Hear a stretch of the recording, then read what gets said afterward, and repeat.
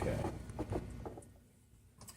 Star 96.7 here to St. Patrick's Day, and it smells good in here, and it's going to taste good in here. What am I talking about? My buddy Chet Brett from Church Street is here. Good to see you, my friend. Great to see you, my friend. You're all decked out today, I see, in green. We got a little St. Patrick's love for you. You see, I wore a lot of green today, too. Well, I guess you didn't get the memo. I didn't get the memo. Oh, was that today? It was today. So St. Patrick's Day is here, and a lot of people will normally think about that Irish beer that everybody has, which not bad. But come on, we are in the area of microbrews where you are getting stuff in small batches that is cared for by people who really love their beer. And made by your neighbors. And absolutely. We support the local agricultural community and the local, just, all the local business. Tourism, it's an exciting time to be in the beer business, fortunately. It really is, and you know how much I love my craft brew. You do. Fortunately, the whole station seems to be on board for the craft movement. I was just out last weekend and was looking for you there. I think you had the day off or must have been getting ready to go for this. But let's talk about some alternatives, some great beer to have for not only today, but also all weekend long and into the season as far as I'm concerned. So we'll start off with our Crimson Clover Irish Red. So this is a beer that we would love to make year-round. Ultimately, it's a beer that this time of the year seems to make a little bit more sense. Right. Especially with a cold, raw day like today. Look at that color. Look at that. And speaking of color, so there you go. This is what craft beer is. One of the things craft beer is all about. Cheers, my friend. Cheers.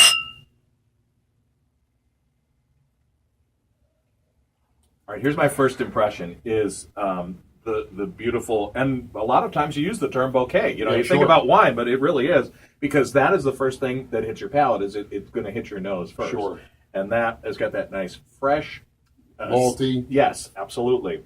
A little, I was going to say, you do feel a little bit of the cloverness there too, but real easy to drink. If you're not an IPA drinker, you don't like the hoppy stuff, this is perfect. And that's something that we've talked before about, that some people say, oh, they don't like craft beer, and ultimately what they're saying is they've had IPAs that are too bitter and they're turned off to craft beer because that's what they think craft beer is. There's a lot of different styles of craft beer that are made that, a lot of different palates can enjoy. We're pretty proud of this one, the Irish Red. But you're talking about color before. Before, when we first made the first batch, our owner was super proud. He's a very humble guy. But ultimately, it wasn't red enough. And then sure enough, when after it a year later, and the color is exactly what he was going for. That's all a part of it, too, because it is all presentation, isn't it, Chet? When you think about it, when you're putting that down in front of somebody, or if they get a flight, which for those that don't know, that's little portions of each, so you get to try them, that has a lot to do with it. That has a lot to do with your decision. Yeah, and we try to demystify some of the craft beer elements. So if you come by our brewery, give you samples, we'll take you through on a tour, real hands-on, kind of see exactly how it's done. And then it won't be as, intimidating. Sometimes it's like, we make beers that we want people to just enjoy, go about their days, and enjoy the backyard and things. You don't always have to stop and get beered out, geeked out, and just keep talking about, oh, this is this, or this is that. Just enjoy the day and enjoy the, righteously good beer along the way.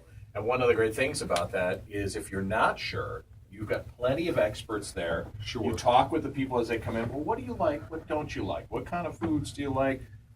Even probably what other beers that you like, because you could kind of pair them together with maybe something else that they really enjoy. And between finding out what breweries they've liked in the past or styles they liked in the past, we're usually able to massage a spot that they find really kind of nice, because I love our IPAs. But let's go to another style. Well, we'll get the IPA later, because once we go there, we can't go back. Well, you can't go back. So we have our Heavenly Hellas, which is our flagship. There we go.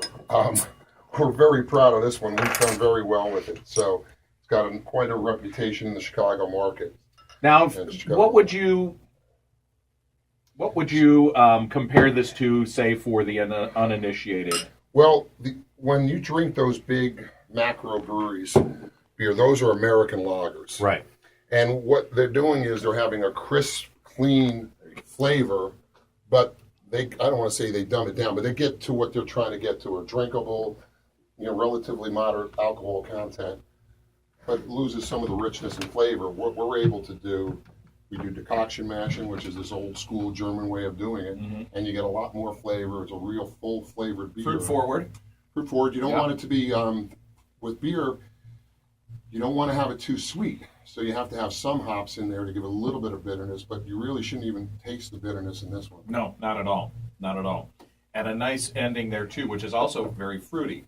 So for somebody that maybe isn't a big beer drinker or doesn't like the heavy beers, this would be perfect for that. I tell this story a lot, but this is one of those beers that hardcore craft people love because they know how hard it is to make a good local craft lager. More importantly, or just as important, is the people who aren't into craft beer, this is a real accessible beer, and it's pretty, as they say, sessionable. Now, is the common misconception that a lighter beer is easier to make, and when you think of a complex beer, that it's harder? That's not necessarily Exactly, the case. and sometimes they can say, you can bury your mistakes in an IPA, whereas if there was anything wrong in a crisp, clean lager, you'd know it right away. Right. But it's all out there for you.